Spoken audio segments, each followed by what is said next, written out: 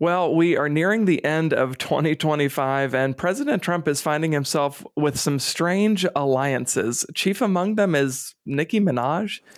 It is an honor to stand on this stage with you and the other distinguished speakers here today to shine a spotlight on the deadly threat faced by thousands of Christians in Nigeria. I would like to thank President Trump for prioritizing this issue and for his leadership on the global stage in calling for urgent action to defend Christians in Nigeria, to combat extremism, and to bring a stop to violence against those who simply want to exercise their natural right to freedom of religion or belief. I stand here as a proud New Yorker with a deep sense of gratitude that we live in a country where we can freely and safely worship God regardless of one's creed, background, or politics. So the rapper is now publicly backing the president's push to combat what the White House is calling a genocide of Christians in Nigeria. So let's break this down with CBN's Raj Nair. Raj, what do you make of this right off the top?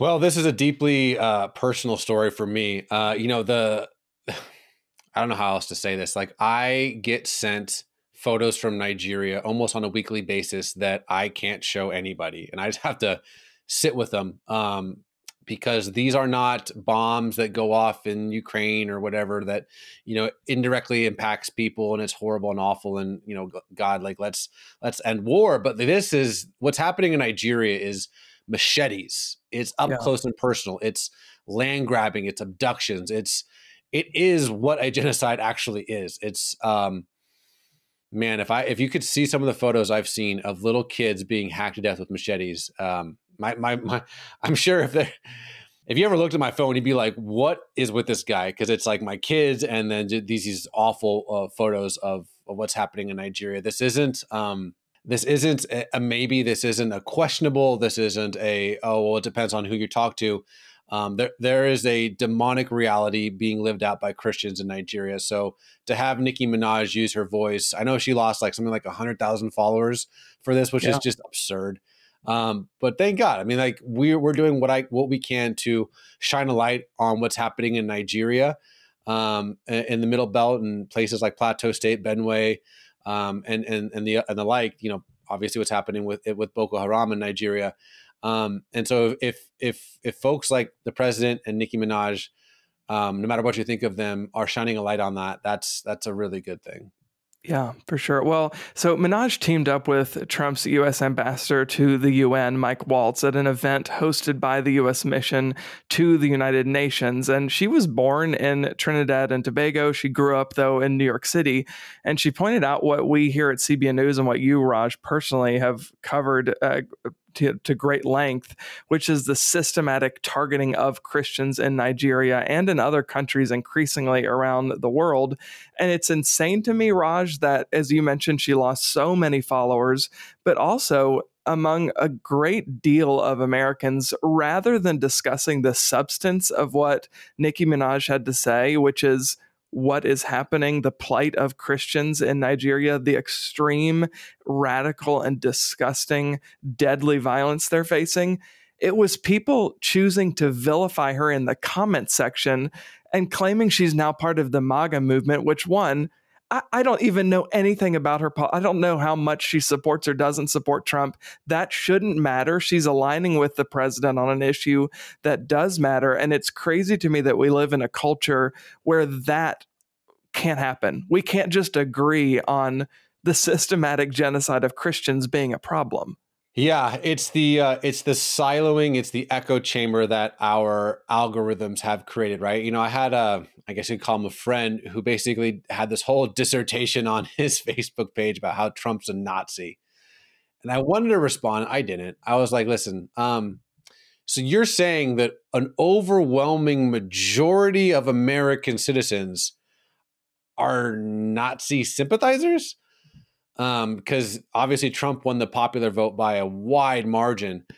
But if all you're being fed is a certain narrative that lacks context, it's like people who think that Charlie Kirk was some xenophobic, racist, homophobic, bigoted human being. It's like, well, if you take these 4 clips, these 6 clips out of context and ignore the other 99% of things that Charlie Kirk said, I guess if you just get that rubbed into your brain, you could come to that conclusion. But I mean, calling Charlie Kirk a racist is just so ridiculous. With President Trump, like if anyone but President Trump, anyone without the name Trump made peace between Israel and 4 Arab nations, he would have won so many Nobel Peace Prizes. He'd been tripping over himself. Obviously, the war in Gaza has quote unquote ended, which is basically him strong arming that to end. Anyone else named Trump would have probably received an award by now. But I think what we're seeing is this: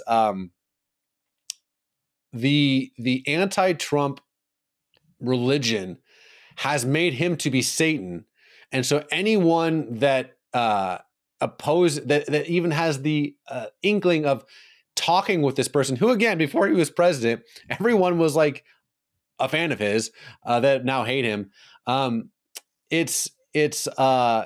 You have to check your heart and your soul, where it's like, am I just a pawn in my own social media algorithm? Do you allow yourself to hear other perspectives? And I think folks don't. And that's why she could be so vilified for having the audacity to call out a genocide, because it might be related to Donald Trump. It's ridiculous. But this goes for everyone. We need to get outside our own echo chambers. Yeah, totally. Well, so I want to highlight one of the things that she said during her speech at the UN. She said, sadly, this problem is not only a growing problem in Nigeria, but also in so many other countries across the world. It demands urgent action. And I want to be clear, protecting Christians in Nigeria is not about taking sides or dividing people. It's about uniting humanity, which I couldn't agree with that more. And Raj, I want to ask you too, what do you think it means for our brothers and sisters in Christ who are in Nigeria to have not only the President of the United States, obviously the power of the White House, the U.S. government sounding the alarm on this, but also to have star power like hugely successful rap artists like Nicki Minaj also echoing these same concerns? It's such selective outrage. I can get an update from one of my contacts in Nigeria. Hey man, 12 people were just hacked to death with machetes in Nigeria. Crickets from the world. Conversely, one Palestinian kid is mistakenly shot. Front page news. News. It's selective outrage. It's no Jews, no news. And I know that phrase gets people upset. What that phrase means is the world's media knows that if you can blame Israel, you're going to get clicks, you're going to get likes, you're going to get Pulitzer Prizes. And so that's what that phrase means. No Jews, no news. It means that people are outraged whenever the Zionist entity is to blame. But when it's like Fulani herdsmen, who most people don't even know what that is, Christians in Nigeria or Mozambique or the DRC are killed, it's not going to help your algorithms. It's not going to help your news, your agency get clicks. So it's so obvious what's happening here. Again, cheers and kudos to Nicki Minaj for putting herself out on a limb to do the right thing. But I don't know how you fix that, because if unless this creates clicks for news or agencies, they're not going to care. So I think it's incumbent upon us to keep raising the alarm, keep raising the awareness, and we'll see if people start caring. Yeah, well, I'm grateful for the president making this an issue and raising the alarm bells about it. I'm grateful to, as you said, Raj, for Nicki Minaj speaking out on this. And I want to go in a different route as we're closing out the conversation. And Trump threatened via Truth Social to send U.S. troops to Nigeria, guns a-blazing is what he wrote.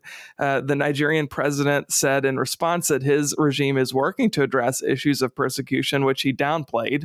And said the characterization of intolerance, quote, does not reflect our national reality.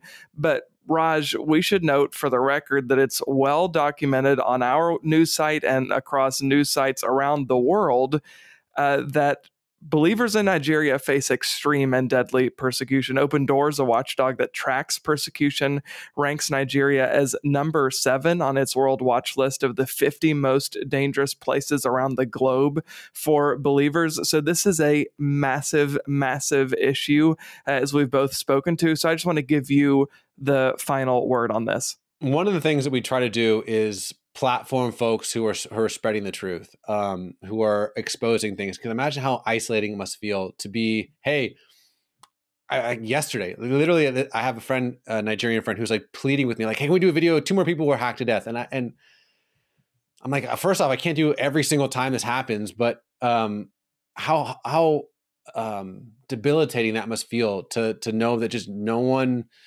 believes you, no one cares. And so instead of me getting on here or anyone getting on here that doesn't live in Nigeria, I've never been to Nigeria, and just say what our opinions are, our thoughts are, we platform people that, one, are in Nigeria, that are Nigerian, that live in Nigeria, and that also have photos to back it up. And we're just platforming those folks to share what they've experienced. And when you see the photos, when you see the testimonies, it's hard to negate what they're saying. And so, yeah, we're going to keep doing what we're doing. Again, this isn't someone in a booth in Lagos just giving their thoughts. These are people that are actually there, that are risking their lives to tell the story. And that's where we're going to continue to highlight those kind of folks, because we need to shine a light on this, my brother. Yeah, absolutely. Well, Raj, thank you so much for all the work that you do, the context that you've made, and the coverage that you have created on this issue, because it is so important. It's critical to, as you said, platform the people who are there on the ground experiencing it and know what the reality actually is like there. So thanks for being here to talk about this one. You got it, brother.